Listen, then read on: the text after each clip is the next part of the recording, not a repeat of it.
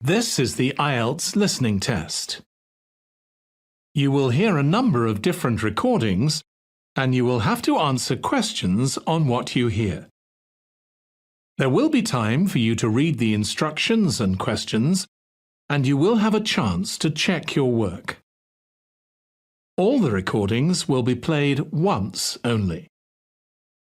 The test is in 4 parts. At the end of the test, you will be given 10 minutes to transfer your answers to the answer sheet. Now turn to Part 1. Instructions.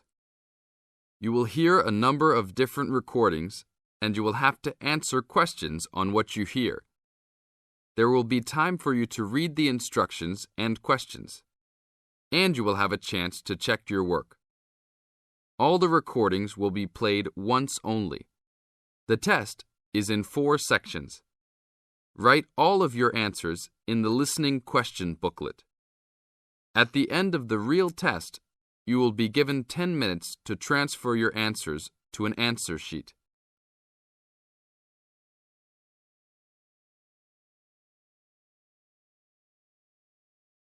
You are going to hear a conversation which happened in a travel agency. First, you have some time to look at questions 1 to 5.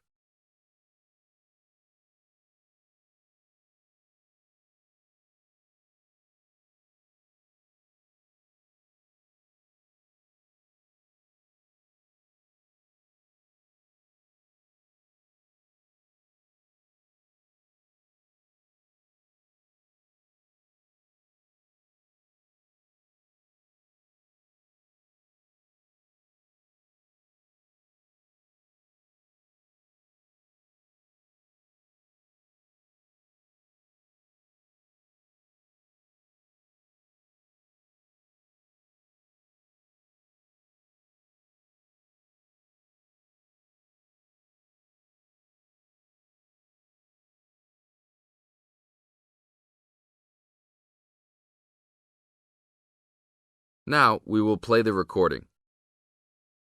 Listen to the tape and answer questions 1 to 5. Hi, I would like to make a reservation for a round-trip plane ticket from London to New York. Welcome to the Student Travel Agency. London to New York. Let me see if we have any student specials for that flight. Yes, we do in fact. What days would you like to fly? I am looking for a flight around the 10th of October or so. And how about your return date? Ideally, the 31st of October. Let me check our computers to see if these dates are available. Are you looking for economy class or first class? Economy class will be just fine. We have an open flight on the 10th, but for your returning flight, the 31st of October is already fully booked. If you want to upgrade to first class, there are openings for the 31st. Just a few seats left, though. How much do I have to add for first class? First class will be around 20 to 25% more. Well, that is not worth it. I would rather just fly on another day. Do I have any other options? There are open seats back to London on the 1st of November. There are openings for first class that day too. No, I won't be able to do that because I have to work. Is there anything before the 31st? Maybe the 30th or 29th? Let me check. You can fly on the 29th, but not the 30th. The 29th is a little bit early. Is there any way I can be on a waiting list of some sort? Of course, but you should still confirm a return date just to be safe. OK. How about if I book a return date on the 29th and add my name to the waiting list for the 31st? Can I do that? Sure, I can do that for you. Do you also want to add your name on the waiting list for the 30th also? I would recommend this in the scenario that you do not get the flight for the 31st. That is a good idea. How much will the round trip cost? I will calculate your price for you. Your total will be £565, not including tax. Now look at questions 6 to 10.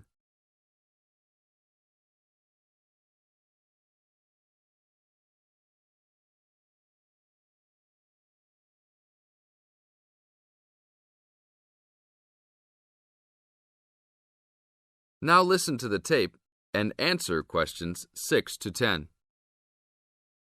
That's not too bad. Is there any discount for students? That is already including the discount. Without the discount, the price is easily over £600. OK, that sounds good then. Please put me down for those dates. I will need your information. Name and student identification number, please.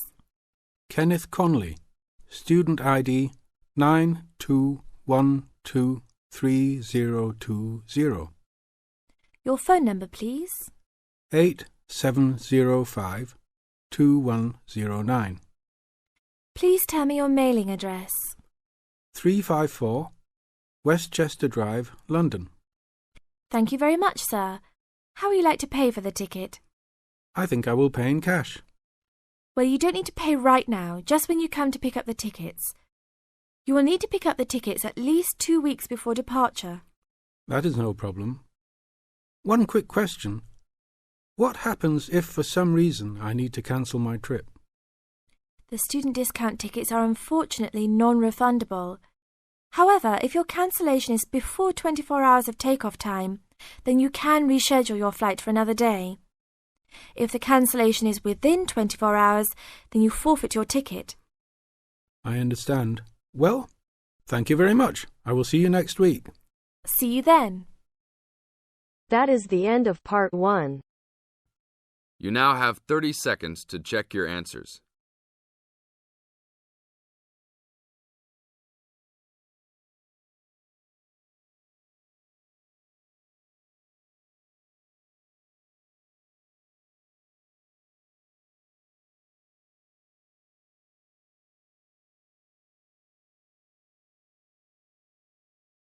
Now turns to part 2.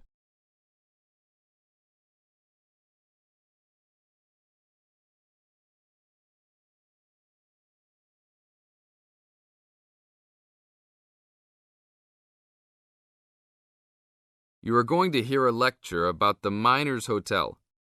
First, you have some time to look at questions 11 to 14.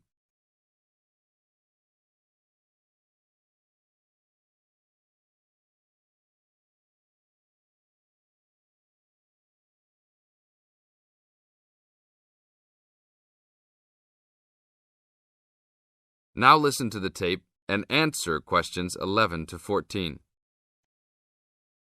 Good evening and welcome to the Miner Hotel. We are pleased to have you as our guest.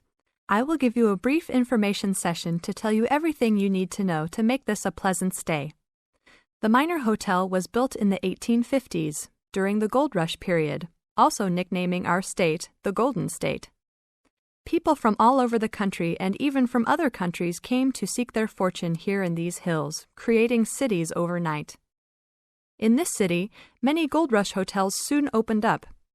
This particular hotel was built in 1851, but was destroyed during an earthquake. It was rebuilt in 1995 to recreate the feel of the Gold Rush, complete with articles and actual photographs from during the 1850s. Our hotel is divided into 2 buildings, one called the Gold Tower and the other is named the Fortune Tower. You will be staying in the Fortune Tower on the 25th floor, complete with great views of the city. Your room is the best room in the hotel, complete with private living room and hot tub. Here is your room card. On the card it will say FT, meaning Fortune Tower. On the bottom of the card it will say 2515. The 25 stands for the 25th floor, and the 15 stands for the 15th room on that particular floor. Now look at questions 15 to 20.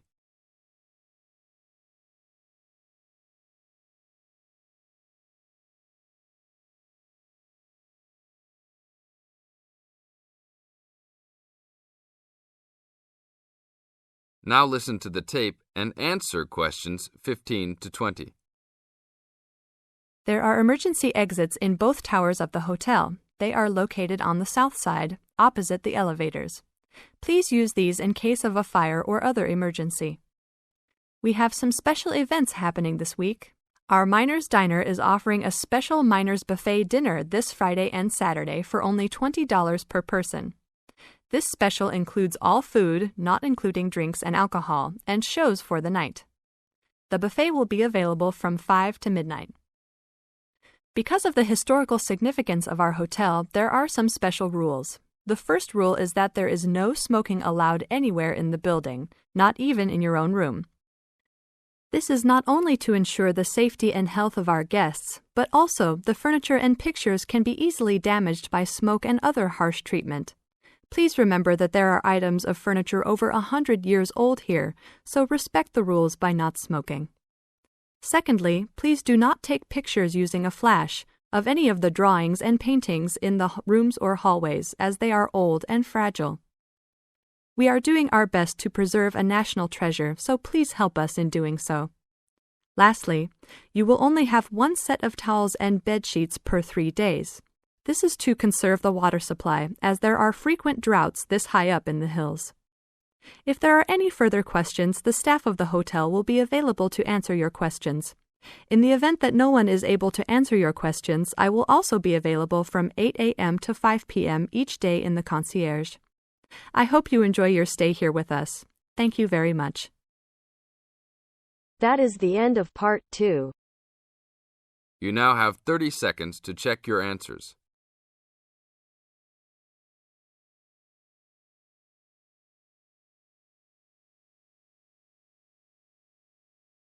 Now turns to part 3.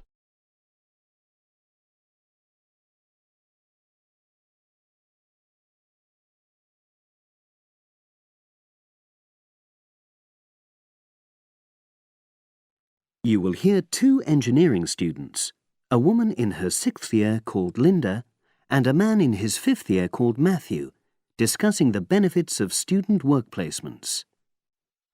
Before you listen, you have some time to look at questions 21 to 26.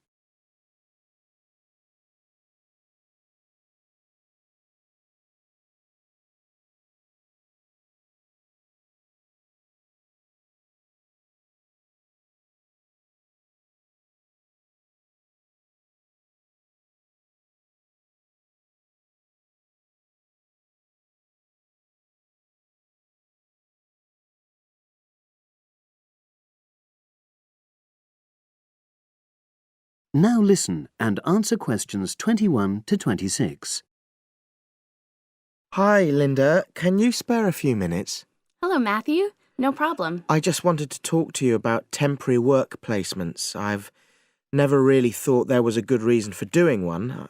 I've got some savings, so I don't really need the money at the moment. But I've had an email from the university about a vacancy that looks quite interesting. You did a placement last year, didn't you? I did, yes. In my case, I wanted to find out if I was making the right career choice before I began applying for permanent jobs. I thought I wanted to work in car manufacturing, but I wasn't sure, so I applied to Toyota. What was the application process like? Lengthy. There were a lot of different parts to it. The dullest one was a psychometric test. You know, when you have to answer loads of questions about yourself. And you're trying to guess what's the best thing to say. Yes. Then there was an activity that we did in groups, which I found really fascinating. Engineers are renowned for being a bit unsociable, but I thought we made a great team. And we had an individual task too. We had to sort through various business documents and prioritize them. It was just like what you have to do as a student, really, just with different content. What exactly were you doing on the placement? I was helping to design some diagnostic software to identify any waste in the car assembly process. Do you mean waste of materials? No, time. Anything that can speed the process up helps to cut costs. How did the work placement compare to being a student? Was it hard work? Yes, it was. I'd had full-time work before. I've done various unskilled jobs during university holidays, and some of those involve long hours. So I thought I'd find it easy. I was wrong, though. I think when you're on placement, you're always trying to prove yourself. So you push yourself hard to succeed? Yes. But I got a lot of support from my employers. They were always helpful. And then, at the end of the placement, I was given formal feedback. Do you mean on your engineering ability?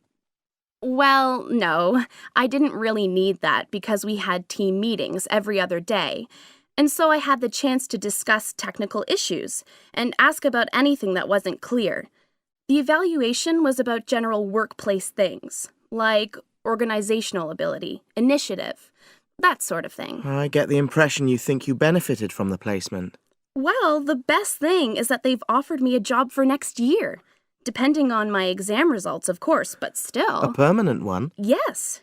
But apart from that, I learned so much. The industrial environment was much more demanding than the academic one, so my general skills improved, like time management, meeting deadlines. And on the technical side, I learned new software packages, like MS Project. Well, I think you've convinced me that work placements are worthwhile, but while you're here, can you give me advice on something else?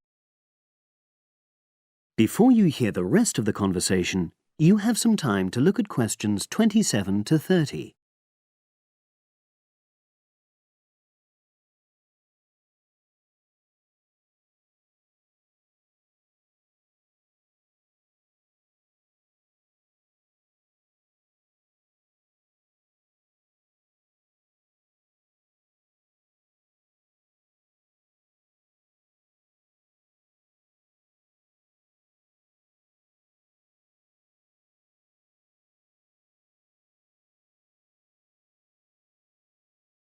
Now listen and answer questions 27 to 30. I'm about to make a start on the engineering materials module, and I've got a book list here. Can you have a quick look and tell me what you would recommend? That's if you can remember. Let's see. I do remember some of them. Yes, this one, The Science of Materials. I found the subject quite hard generally, but this book is very accessible, so it suited me. It doesn't cover everything, though. What about this one then, Materials Engineering? Oh, yes. I do remember that. But it's a bit out of date now, isn't it? Unless it's a new edition. I don't think so. But what I liked about it were the pictures. They really helped to understand the descriptions. It's useful just from that point of view. Let's see, what else? Oh, yes, that one there, Engineering Basics. I think out of all these, that's got the widest coverage. But I've looked at the contents page and it hardly mentions nanotechnology. Yes, you're right. The evolution of materials does, though. It's a recent publication, so it covers all the latest developments. It's a bit thin on the 1960s, though, and that decade was quite important. Well, it sounds as if they all complement each other in some ways. I don't suppose you can lend me... That is the end of part 3. You now have half a minute to check your answers.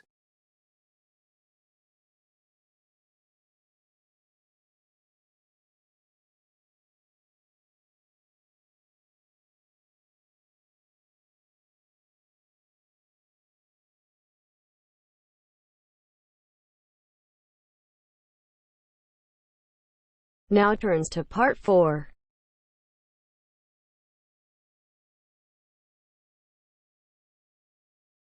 You'll hear an introduction about the tutorial courses of the physics school.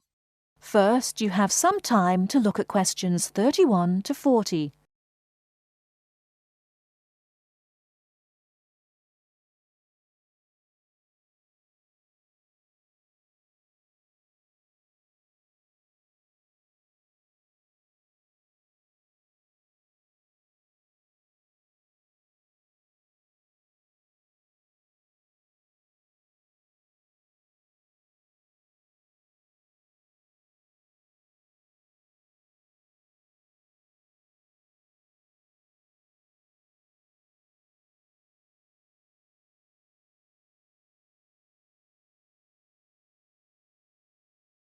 Now, listen carefully and answer questions 31 to 40.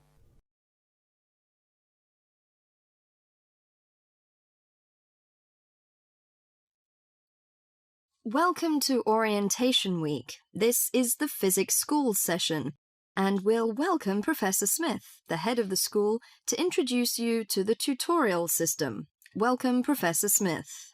Thank you. You may have noticed life at university is totally different from that of school. For you, tutorials are an important part of the teaching program. Tutors are the primary contact between undergraduate students and the school. A tutor is the student's personal tutor as well as their academic tutor. Tutorials for physics undergraduates consist of 6 students who meet each week with their tutor for at least 50 minutes. For radiographer students, tutorials will normally consist of a group of about 10 students who will meet fortnightly with their tutor for a period of at least 50 minutes. In the first semester, the tutorials are during weeks 1 to 11. For semester 2, they are during weeks 14 to 24.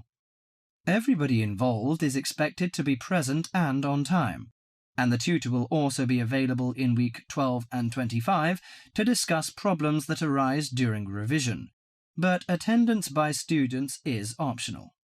Now I'm going to introduce to you the stages and activities of the tutorials. The induction period is from week 1 to 3. I know that a significant minority of you experience culture shock during your first few months at university, and the important function of this stage is to identify students who are having difficulty integrating into the academic program. In particular, tutors should check your attendance of lectures, tutorials, laboratory sessions, and this sort of things. Tutors also help you tackle work in a systematic and effective manner. Stage 2 begins from the 4th week. Some tutorials of this period are to be devoted to discussion or going over the students' lecture notes, but approximately 50% of tutorial time is to be devoted to coursework. You should finish the weekly homework assignments of 2 hours duration with at least 50% involving written work.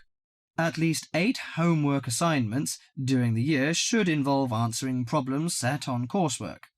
The written work collected by the tutor should be marked within a week of handing in, and generally the assignments should be graded.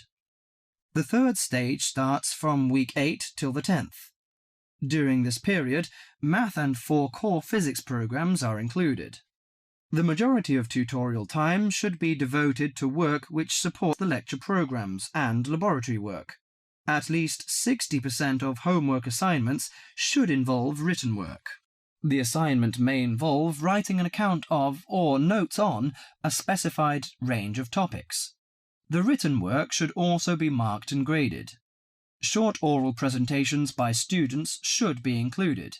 They are possibly on general physics topics or essays. The last week's personal development planning is a structured and supported process. The primary objective for PDP is to help you to become more independent and confident, self-directed learners and encourage a positive attitude to learning throughout life. It is undertaken by yourselves to reflect upon their own learning, performance and achievement, and to plan for their personal, educational and career development. Finally, if without evidence of good reason you miss more than 2 sessions during a semester, or if the tutor is not satisfied with your progress, the matter must be immediately referred to the program director, who will normally issue formal warning, verbal and written. This will inform you that your place at university is under threat of withdrawal if no improvement is made. That is the end of part 4.